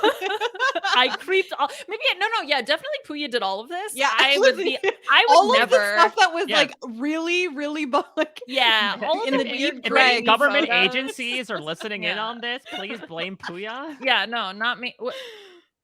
Everything is public. It's fine. What am I? No, you didn't help me with this. You did. Yes, he did help me. Yes, he did. He did. He's saying, yeah, okay. All right. Forget the government. Puya was listening in the entire time. Here's the thing is like, when I say that this man is a detective, did we even say his name? Like, how did he knows when. I don't know. Yeah, that's what I'm saying. He has a Google alert in real life, right? That's for like anytime something affiliated with him is mentioned. Someone is mentioning the greatest detective. Okay. All right. Well, you guys are 2 for 2 in claim to BB fame. Let's see if you can keep this up with our third contestant. This is Hasina. All right. Hasina. Yes. A beautiful name. Okay. Yes. So this is a woman. It looks a little vintage. I want to say like late 80s, early 90s. This, Mike, I think that this is a case of when we see things from like the early mid 2000s, they look so much older than we remember them as. Is this like the circle thing? Remember with like, oh, Michelle went to prom in the 2000s? Like, no, that's a photo from this era. All I know is she's wearing either a white turtleneck or a lot of bandages around her neck. Oh my god! I think it's a turtleneck. I think it's a turtleneck. I'll help you out there. Okay, so your first visual clue is this. Oh, the revolving door. I have a first guess. Okay. What are you thinking, Mike? I think this is Kaser, related to Kaser. Oh, because he went out and came back. Right. Yeah. Okay. Right through the revolving. I remember like that happened. Like that was the first time I think the term revolving door was used. At top and afterwards, obviously with like Scotty from BB20. But this feels like it may be referencing Kaser. Okay. Let's see the next. Yeah, that makes a lot of sense. Let's see. All right. Well, let's see your Rebus puzzle. Yep. So this is an eye. Yes, a prop from the movie The Invitation with a wax seal on it. Yeah. A little cowboy, a little child cowboy with a very interested dog in the background. Yeah. What's going on with that dog? That's my favorite part. Dog's like, what the hell did my master get into? Why do you eat that psychedelic slop? And a magic 8-ball, I think referencing I sealed your partner's fate. Yes, 100%. I sealed your partner's fate. Yeah. I had so much fun making these. Okay. Oh my god. This is your next clue, next visual clue. Let's see if your leading theory you can connect it, or if this changes I your believe, mind. because I do believe, was it Enzo who said that Kaser was a vampire or something in BB22? I do not remember this, but someone definitely said Kaser was a vampire at some point. I can't remember if it was on BB22 BB22 or when I did the BB22 preview podcast with Nick Iadanza and Shannon and Bryce, where they're like, I remember distinctly, I showed a picture of Kaser and Nick said, "Is this that evil dick guy?" Because he looked like a villain. Oh my god. All right. I love the eye stalk by Getty Images all over it. This is incredible. Please, this is a copyrighted photo. Do not mass produce this. Okay, and this is your last clue.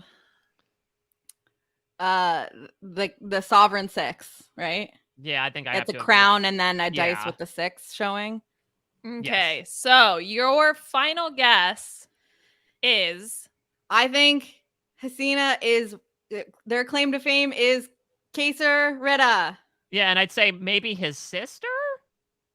Perhaps. okay. Let's see. Let's go with it. If you are, let's see. We don't have to guess the actual relation, right? No. No. Okay. You just got to know the celebrity, the BB celebrity. Yeah. Bum, bum. Yeah! Yay! Yes, it's actually his wife. I didn't know if that was allowed, but I was like, okay, let's. I didn't know let's his go with wife's that. name, so Yeah, it is her real name. okay. And yeah, that's them. Ta-da! So Wow. what was the Empire in reference to? Wasn't it like in his speech in BB7, he was like, "You all suck" or something? Oh, or maybe that was it could. I don't know. Been, That like, was what Puya's One Piece in reference to like the Dr. Will thing that had happened a couple weeks ago. Yeah. Okay. That was vaguely from memory. And then yes, the Sovereign Six also was the right. the other one.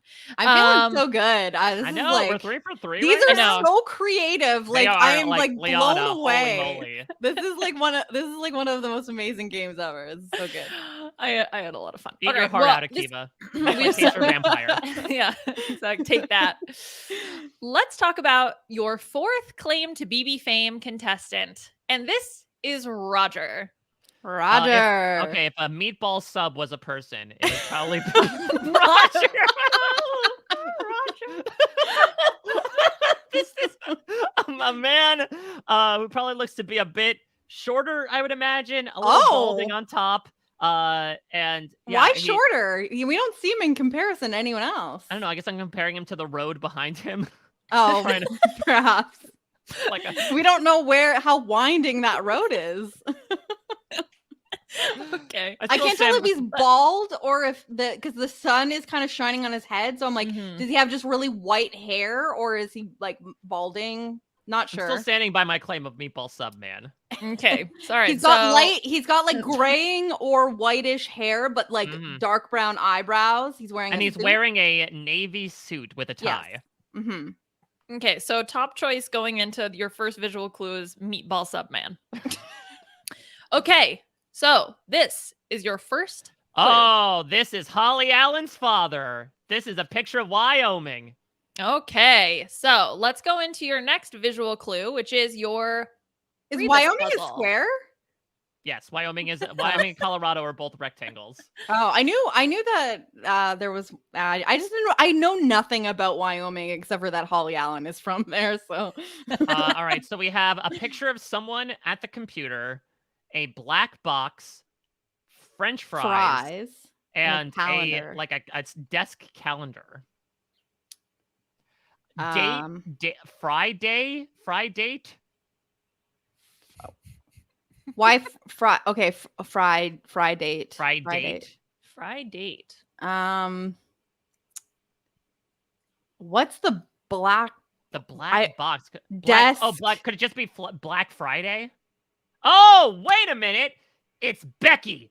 It's Becky from BB17 because she said, I can handle Vanessa. I worked on Black Friday.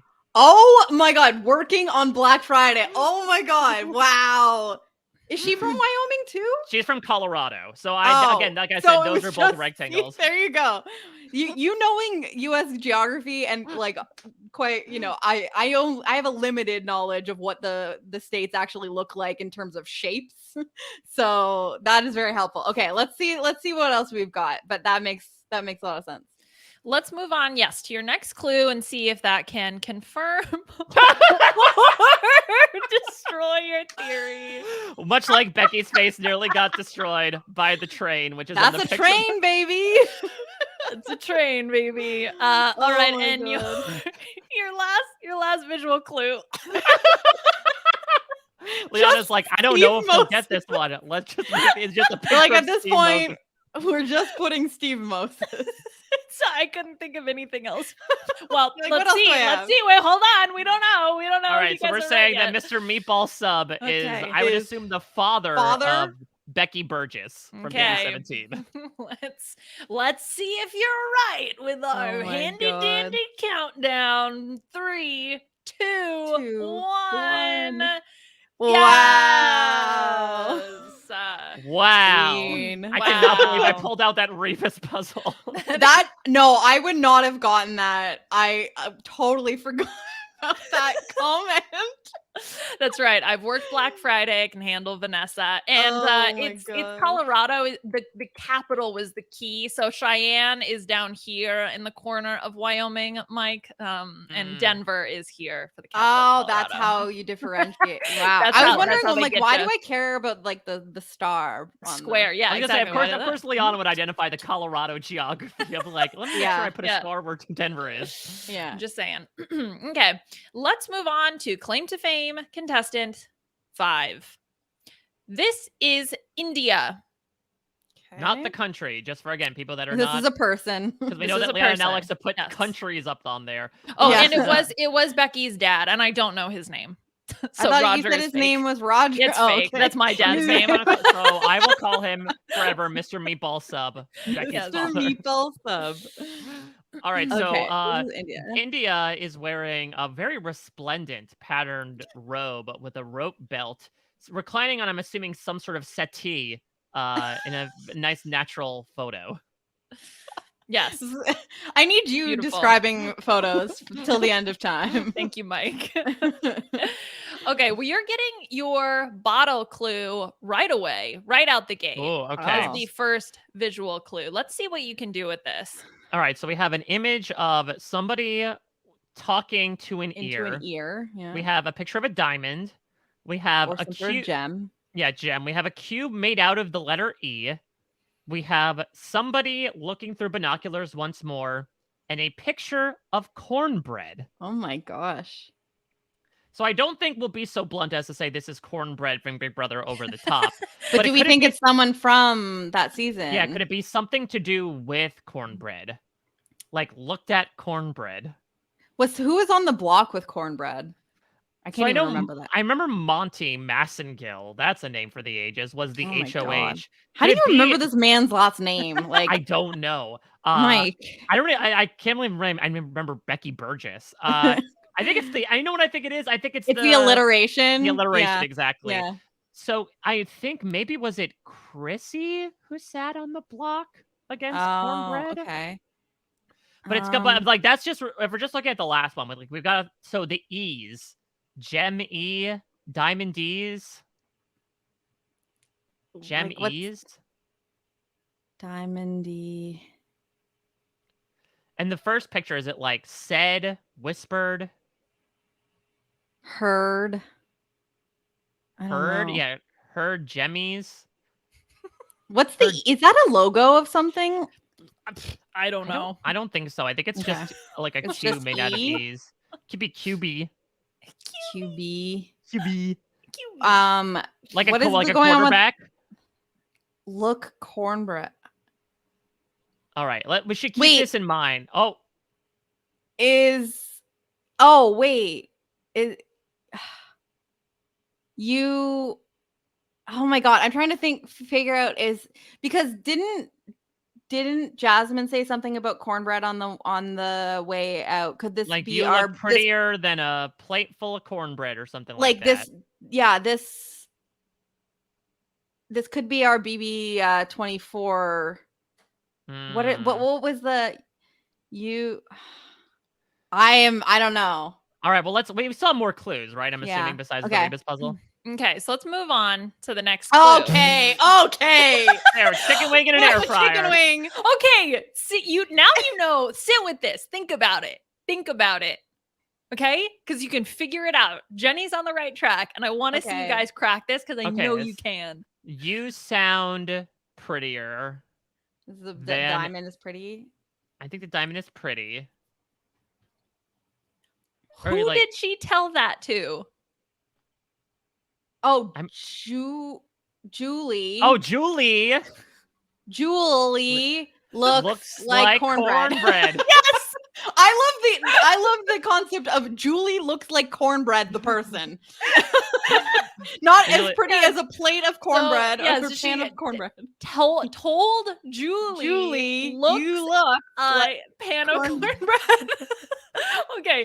Your mind, Liana. I'm I got an brilliant. apple And then pie. apple pie. Okay. That's all your visual clues. We've got a chicken wing, an apple pie, and a cane. And a cane. This is the Basically last all one the I things came we'll up with. remember I was about like, This Jasmine. is incredible work by you. Like, running yes. out of ideas. Okay, Okay, so your official guess for India's claim India. to fame is Jasmine. Don't even know her last name. Jasmine, don't call me Miles Davis. Fair enough. All right. Wow. Let's Wow. see if you're right and have the shocked face of a Oh correct my guess. God. Oh, wow. Yes. Wow. I can't believe Uh, we guessed it. She looks So just India, as I would shocked. imagine, is one of Jasmine's sisters. Yes, her sister and her actual name is Deanna or Deanna, Deana. And that's Oh, taken so from you did like a her little. Instagram. Little Okay. swappy poo. You are clever. All right, you two. Yeah, well, there was like I came up with I wanted to do the Julie, like that was the idea. So Julie looks like, and then I like ran out of ideas for all the other clues. I was like, whatever, I'll just do this one first and then have everything obvious for the rest of it. It's fine. I love it. I love it. You got 2 left. All So right. let's jump in to your 6th contestant on BB Claim to Fame. Okay, this is Steve. Obviously, Okay. not Steve Moses, as pictured earlier. Steve, in the it looks competition. This like is Steve. like a stand-in for Harrison Ford that you'd find on a movie set. This is an older man with white hair, some glasses, a little bit of like salt and pepper scruff. Yeah. And he is Mhm. wearing a white t-shirt underneath, I'd say some sort of black hoodie. He's I also think in front of a I think it's a gray t-shirt, but He's also it looks in like front a of- gray mix to me. But I you know, he's in Might front of make a a door, difference. which implies he has a house. Good. it looks like okay. it almost looks like a garage door. It looks like some sort of Mm. paneling esque. This is all very important to Mhm. figuring out who this man is. Okay, well, yeah, you guys are taking a lot from this. But Yeah. let me help you out with your first visual clue. Oh boy. Is this the Calafiore? Is this Papa Calafiore? Oh, that I yeah. We've got an image of 2 boys holding Mhm. hands. Mhm. They both have dark hair. Don't know what else to Yeah. say Okay. about Sure. this. That's okay. That's great. Yeah, All and right. so I'm well, thinking yeah. of like, okay, 2 boys. a pig. Okay, there's Yeah. meat. So You this know, is now meat. just a 5x6 grid of various meats. And we know Huh. that Paulie Calafiore wanted to go to Outback Steakhouse because your boy loves his meat. He loves So I his got to meat. imagine this is Papa Calafiore. Okay. Well, let's see if you Well, can now connect there's this our 2 with- people kissing, which is what he's most well known for. Probably one of the most well-known BB loved ones of all time by kissing Yeah. his sons on the mouth. Okay. The mouth Well, kisser. you know, you've already pulled everybody else's wine clue, so let's see if you can pull and connect this one. Yes, I would say Okay. starred in Christmas movies, which is, of course, as Leon and I talked about, actually in the very last B&B that we did, Oh is my the MO of gosh. Cody Calafiore. Candy Okay. cane. Yes, it's actor in Candy Cane Christmas movie, but whatever, that's fine. Oh, and oh my God, there was a second clue in there. What Oh, could this because one be? I wonder why. Oh my Okay, God, what Cried. does so this you've got mean? the crying Cried face, over a butterfly. fly. What's A that? lunar module taking off, which I guess would mean like flying away, perhaps. Fly. Oh, And okay. then plus apple pie and a an flag. American flag. Yeah. Okay, so it's cries at butterfly landing. That better not land Oh. on me. Plus, he cried over the apple pies and he had to wave the And waved the flag. But American flag. okay, whatever. Yes. Okay, so let's see. What's your official guess? We think that this. I already forget his name. This man is the father of Cody and Polly Calafiore. Yeah, I'm going to All say his right. name is Marinara Calafiore. Yes. Yeah, Well, you said the other guy was the meatball. meatball I still subman. think that he looks more like a meatball than this guy. Dun, dun. Wow. I did not even realize they Yes. both had the photo with the freaking Yes. flexing arms. And you know, my Polly's like, well, God. my brother did this one, so I'm gonna do the same My thing. brother Cody, My brother Cody. he knows how to flex, and I gotta flex on Yes. him. This is Paul is his official name, not Yes, Steve. Paul. Steve was a fake name, Paul Calafiore. Oh, because Uh, Polly is yes, like, and that's he's why Paul Polly goes as Jr. yes, Yes, yes, okay. exactly. That's why I went with Steve. Can we talk about what's in the background of Yeah, Polly's photo? I didn't realize that. Are So, those so we know deer? that. So they do. I do believe, like, painted in the backyard, right? They do sort of like have landscapes. I didn't realize that they Right. incorporated animals into them. I didn't know. I didn't either. And it looks like there is some sort of deer or like Antelope? deer-like animals behind Polly. Your Not boy needs his relevant for the venison. game, but eagle eye, Jenny. I like Yeah, that. well, listen, I was like, I've been training for Yeah. this, just checking all of the possible clues. All right, so you have one more person to guess. This is the seventh contestant. All right, so your next person is a woman named Claire. Jesus Christ. So I'm this is a tough one. I don't know how you guys are gonna get this, but so yeah, All this right. is Claire. Okay. So this is a young woman who She looks is only showing the left side of her face and insists on doing so in all of her publicity photos. She is wearing a blonde ponytail and a gray frock with matching elbow-length gloves. I don't know if that's a term. And she's standing in front of a wall of pictures of Grammys on them. Yeah. I want okay, Is interesting. this somebody's Grammy?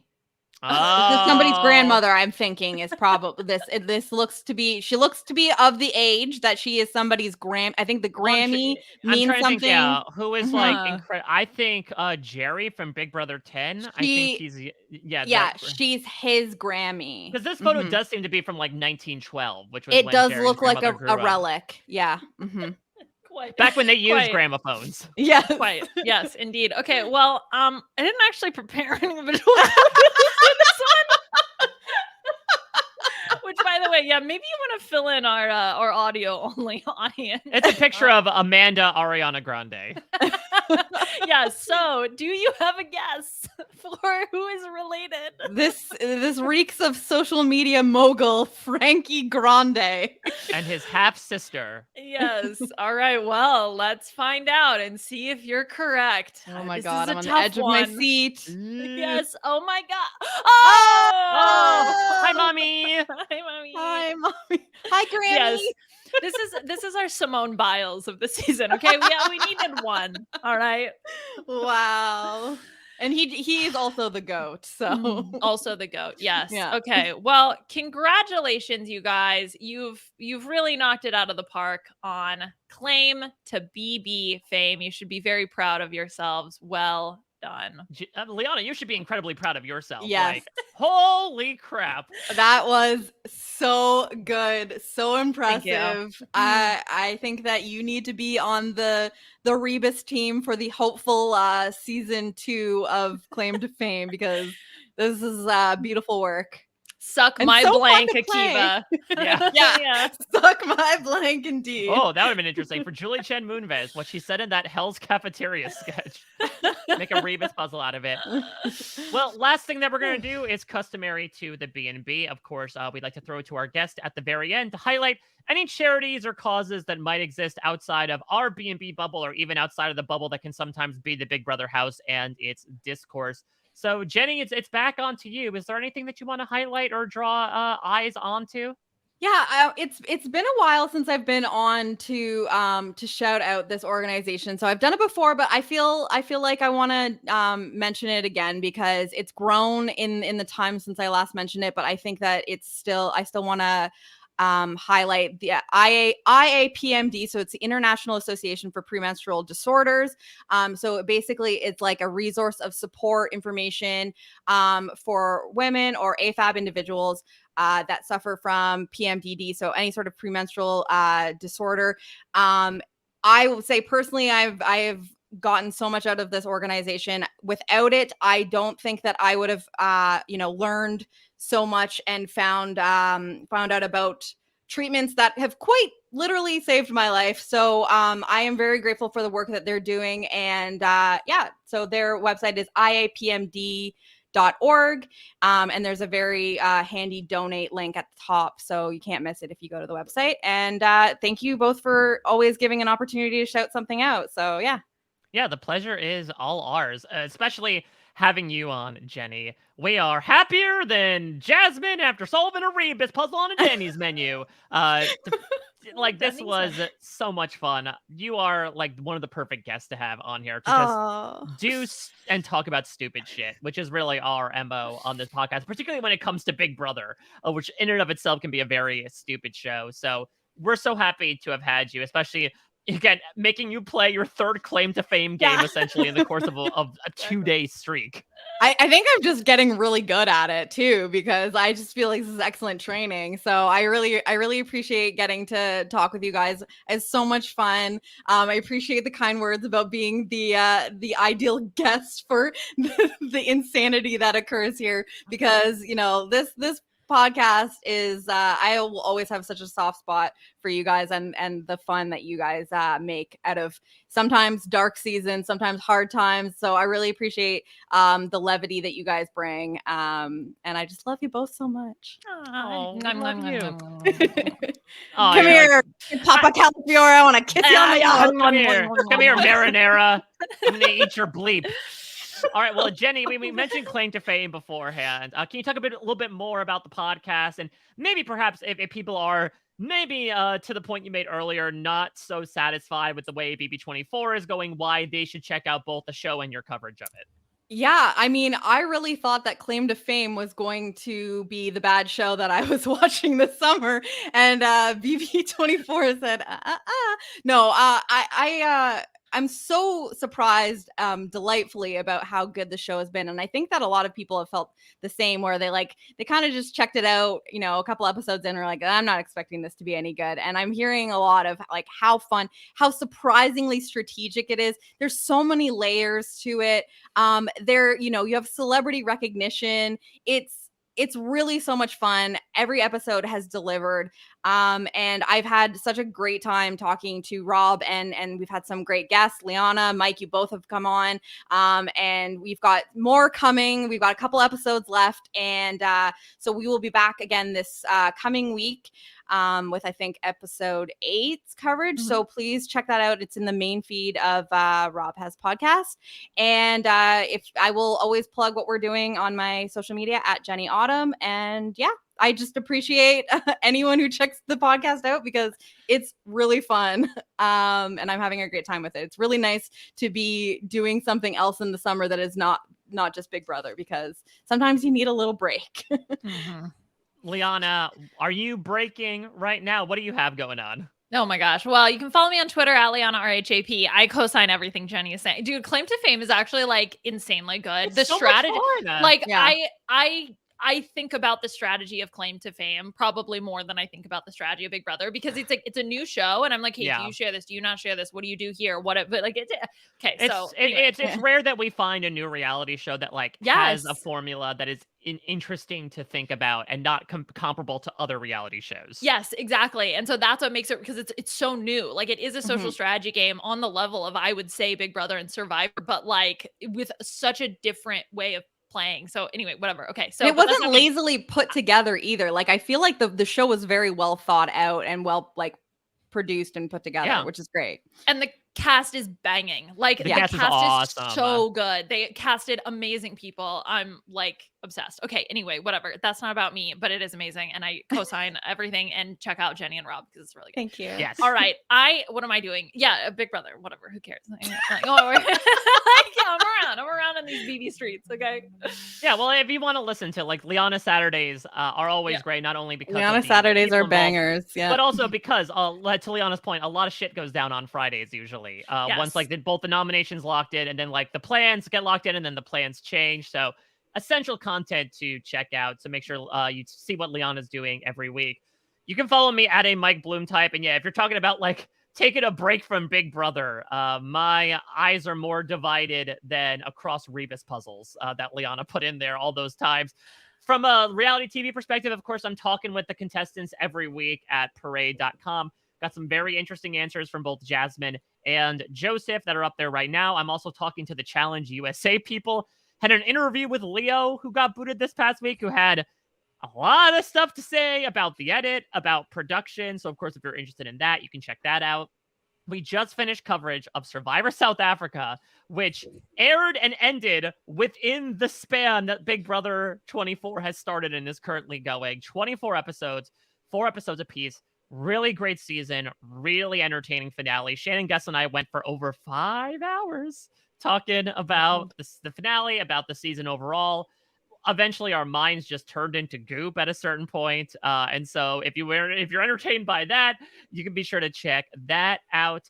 And I also will say, from the reality TV perspective, the Amazing Race 34 cast was just announced, featuring some BB favorites in Derek X and Claire. Any thoughts between the two of you about reactions to DX and Claire competing on the Amazing Race? I mean, I'd been spoiled that I knew they were going to compete, so I'd seen, but it was like their cast photo is so cute. They look cute in purple. I obviously am going to root for them. I love them both individually and as a couple, so I think it'll be really fun to see them in a different context, in a different show. I always love like seeing couple dynamics on The Amazing Race, and so I'm like really hoping that they're one of those couples that like get along and they like support each other, because I'm a softie and I hate when like people I like are arguing. So I'm mostly hoping that they're like wholesome and like having a great race together. I mean, not to spoil too much, but like it does seem they are still together, so I think that hopefully lends credence to your theory. But yeah, I mean, it's also really interesting because, and I'll talk about this, in some amount of time when we preview the Amazing Race 34 cast, but like this is one of those reality TV couples that we did not see get together on the show as well. So for a lot of people, it's a giant mystery. Like Jess and Cody, we knew what their dynamic were. Jeff and Jordan, Brendan and Rachel, like we saw them fall in love on the show. That didn't necessarily happen with Derek and Claire, but I'm excited to talk. It's a really interesting cast in general. And look, if you're looking for some Survivor 43 coverage, who knows? Might be happening in the next couple weeks. You never know. I feel like it's coming. I smell it. I smell it. No, that's just Smellvis. That's just Smellvis. That's just Daniel Durston. Oh no. Don't worry. But yeah, when that happens at some point, you know that Rob and I will have a lot of great cast interviews to be able to pour over and break things down before that comes back on September 21st.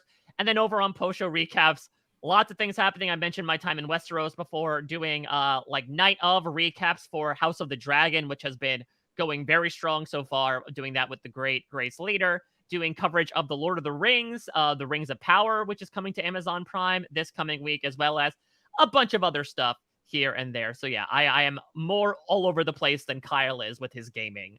You can check out everything I do at a Mike Bloom type on all social media platforms. That's going to do it for the B&B. I think, I don't want to put words in Liana's mouth. I think we're probably going to do like one final check-in, I'd imagine, at the end of September. I know it's a little iffy because now, for like one of the first times I really remember, the finale is airing after the premieres of Survivor and The Amazing Race. So we'll have a B&B to do for Survivor before Big Brother, but I think we can do one final check-in at the end of it just to like break down what I'm assuming is going to be another wild month of BB24. So we'll be back after that, unless things like are absolutely wild and we feel like we have to play games. But I've been liking these monthly check-ins. It's been a good way to look back on, again, some very eventful lapses of time. Yes, exactly. All right, so we'll be back then. If you have any game ideas, of course, you can send them our way, rhapbnb@gmail.com, or tweet us using the hashtag RHAPBNB. Special thanks to Scott St. Pierre for editing everything behind the scenes, and Will from America for this fantastic theme songs. Remember that? Remember Otev, the yeehaw cockroach or whatever it was? Yes, the Rochella. Yes, that's what it was. Yes. Again, that happened over the course of this month. That's how long it's been. And that's how long this podcast has been. Again, we'll be back near the end of September to wrap up Big Brother 24. Until then, we'll check you out at your next stay.